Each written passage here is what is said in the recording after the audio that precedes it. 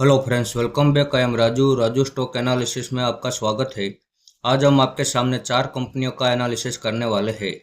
अब ये चारों कंपनियों के ऊपर हमारी पिछली वीडियो में कमेंट आई थी, तो आज हम आपके सामने कमेंट वाले शेयरों का ही एनालिसिस करने वाले हैं, जिसमें हम सबसे पहले शुरुआत करते हैं, जिसका नाम है capital small finance bank limited.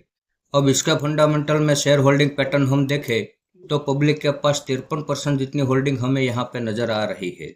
लेकिन इसमें भी कोई घबराने वाली बात नहीं है, क्योंकि यहाँ पे आप देख सकते हैं 13% जितनी होल्डिंग तो बड़े इन्वेस्टर के पास है, तो पब्लिक के पास केवल 40% जितनी होल्डिंग है।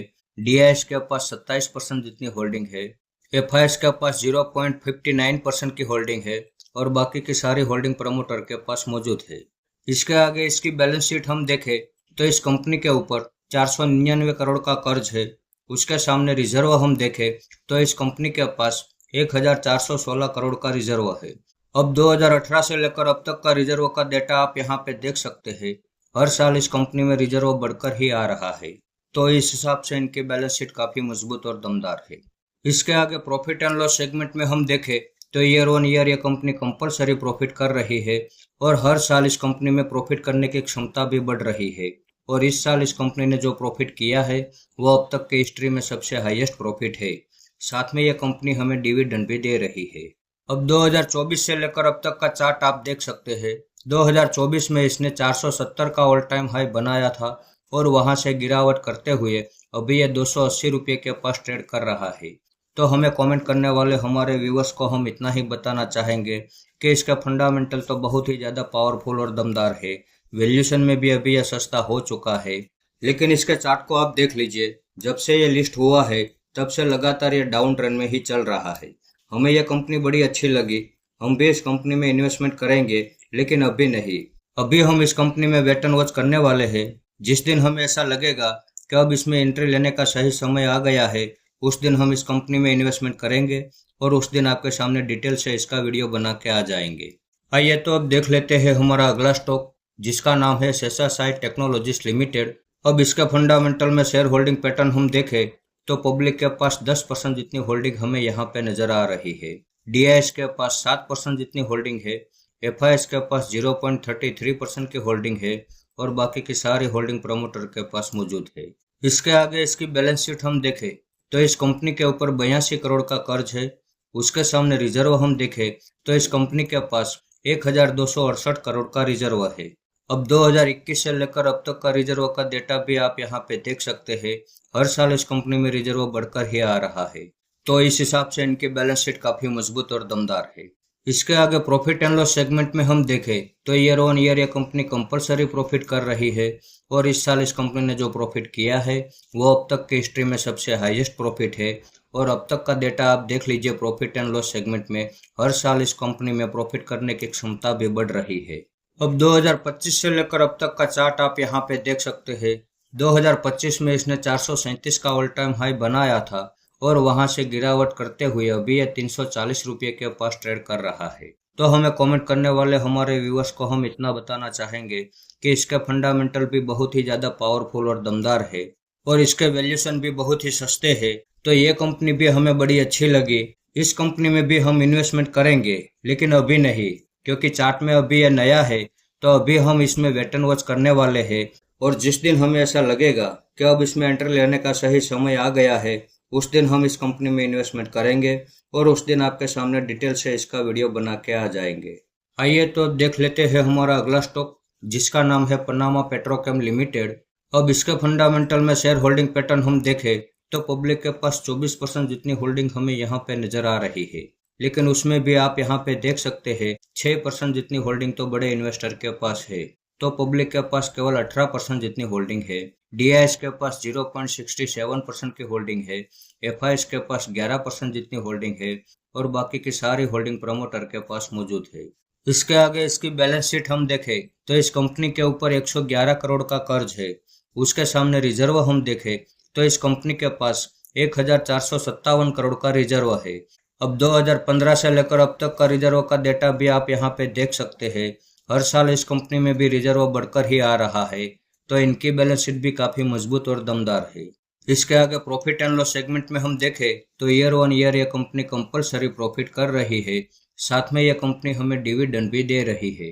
अब 2012 से लेकर अब तक का चार्ट आप यहाँ पे देख सकते हैं। इसी साल 2026 में इसने पिछले महीने 512 का ऑल टाइम हाई बनाया था और वहां से गिरावट करते हुए अभी ये 412 रुपये के पास ट्रेड कर रहा है।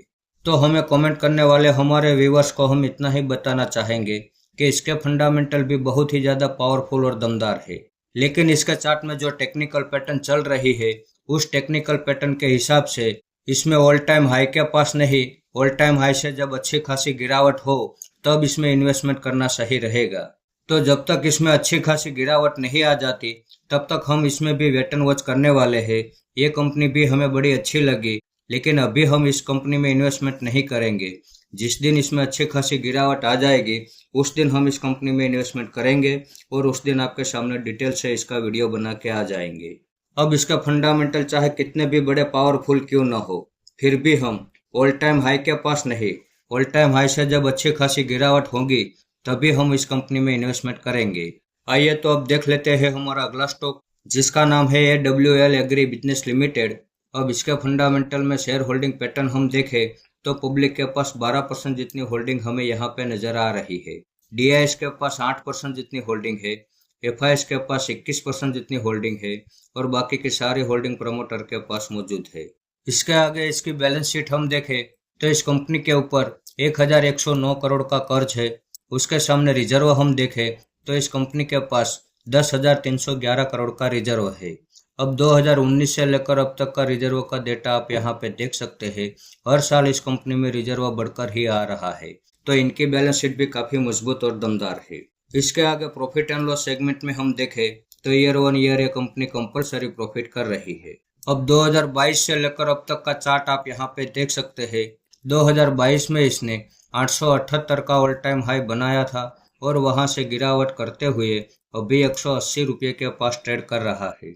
तो हमें कमेंट करने वाले हमारे व्यूअर्स को हम इतना ही बताना चाहेंगे कि इसके फंडामेंटल भी बहुत ज़्यादा पावरफुल और दमदार है, लेकिन हमें फंडामेंटल के साथ साथ चार्ट में टेक्निकल पैटर्न चाहिए और इसका चार्ट का स्ट्रक्चर अभी बिगड़ चुका है। तो जब तक इसके चार्ट में स्टेबिलिटी के साथ साथ कोई टेक्निकल पैटर्न नहीं बन जाती तब तक हमें इसमें भी वेट एंड वॉच करना चाहिए। और जिस दिन इसके चार्ट में कोई टेक्निकल पैटर्न बनती हुई हमें नज़र आएगी उस दिन हम इस कंपनी में भी इन्वेस्टमेंट करेंगे और उस दिन आपके सामने डिटेल से इसका वीडियो बना के आ जाएंगे। वैसे 1 साल पहले हमने इसके ऊपर एक वीडियो बनाया था और उस वक्त हमने इस कंपनी में इन्वेस्टमेंट भी किया था, लेकिन इसके चार्ट के स्ट्रक्चर में कुछ ऐसे बदलाव हो रहे थे जिसकी वजह से हमने इसमें छोटा सा लॉस करके एग्जिट कर लिया था। तो स्टॉक मार्केट में ऐसा भी होता है, कुछ कंपनियों के चार्ट पैटर्न फेल हो जाते हैं और कुछ कंपनियों के फंडामेंटल भी बिगड़ते हैं। तो जिसमें भी ऐसा कुछ बदलाव होता है तो वहाँ पे हमें थोड़ी समझदारी दिखा के उसमें से एग्जिट हो जाना ही अच्छा रहता है। और उस वक्त हमें यह नहीं देखना चाहिए कि इसमें हमें प्रॉफिट मिल रहा है या लॉस मिल रहा है, बस समझदारी दिखा के उसमें से एग्जिट कर लेना ही सही रहता है। आइए तो अब बाकी के 3 स्टॉक जो है उसको भी देख लेते हैं, जिसमें पहला नाम है डायनाकॉन सिस्टम एंड सॉल्यूशंस लिमिटेड। इसका शॉर्ट नेम है DSSL। दूसरा स्टॉक है अपटस वैल्यू हाउसिंग फाइनेंस लिमिटेड और तीसरा स्टॉक है शेषाशायी पेपर एंड बोर्ड लिमिटेड। अब इन तीनों स्टॉक के ऊपर हमारी पिछली वीडियो में कमेंट आई थी, तो हमें कमेंट करने वाले हमारे व्यूअर्स को हम बता दें इन तीनों कंपनियों के ऊपर हमने ऑलरेडी पहले से वीडियो बना दिया है। अगर आपने हमारे वो वीडियो नहीं देखे हैं तो आप देख लीजिए। तो हम आशा करते हैं कि हमें कमेंट करने वाले हमारे सभी व्यूअर्स को सारे सवाल के जवाब मिल गए होंगे। फिर भी अगर कोई डाउट हो तो आप हमें फिर से कमेंट कर सकते हैं। तो इस वीडियो को आप मेरी ओर से बाइंग या सेलिंग की रिकमेंडेशन ना समझे, ये मेरा पर्सनल व्यू है जो मैं आपके सामने शेयर कर रहा हूँ। ऐसे ही अच्छे अच्छे टेक्निकल और फंडामेंटल वाले स्टॉक मैं आपके सामने लाता रहूँगा। आपने यहाँ तक मेरा वीडियो देखा उसके लिए आपका बहुत बहुत धन्यवाद।